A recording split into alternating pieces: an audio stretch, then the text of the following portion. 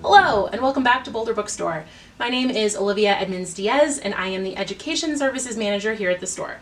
Today, we have another episode of If You Liked That, Read This.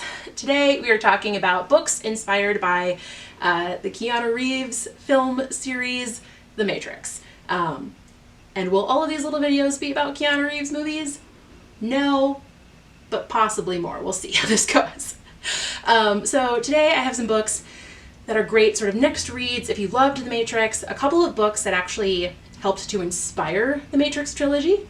So we are going to just sort of jump right in and get into some things today. So one of the books we're going to talk about first is Outlander.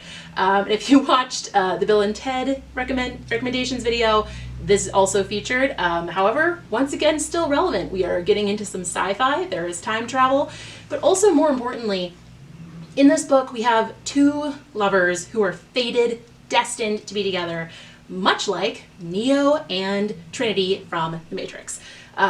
So it might seem like a jump, but there is a little bit of a connection there. This is really great, and again, if you're looking for a lot to read and a lot to watch, highly recommend the Outlander series overall. Another great book inspired by The Matrix, we have Homo Deus by Yuval Noah Harari. So this one sort of considers our future of humanity, but also with machines and artificial intelligence, and asks what could happen, sort of ponders what life might look like. So there's by no means answers in this, but much like The Matrix is sort of hypothesizing and kind of putting out into the universe like, hey, this could be how this goes down. Another great next book to read if you enjoyed The Matrix is Never Let Me Go by Kazuo Ishiguro. This one's fantastic, a little bit different. Again, kind of getting a little bit into sci-fi. And in this book, we have a couple of school kids who are pondering fate versus free will, much like the characters in The Matrix. And the characters in this book sort of go down a little bit of a rabbit hole with that one. So highly recommend Never Let Me Go. But speaking of rabbit holes, cannot talk about The Matrix without talking about Alice in Wonderland by Lewis Carroll. This book is definitely one of the inspirations for The Matrix, and as you watch, especially the first one, you are literally following the White Rabbit at one point, and much like Neo, Alice goes down a rabbit hole. So this book's really great, and this is a particularly just really fun edition. Sort of leather bound, lots of fun little imprint in the cover, and then illustrations throughout. Gotta love some Alice in Wonderland. Another inspiration for The Matrix films is Neuromancer by William Gibson.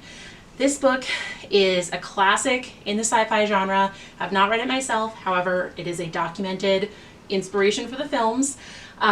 This would be a really great book to gift, actually, because it is a little bit older.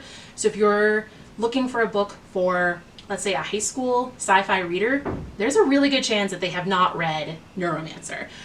So great read, great book, great gift idea.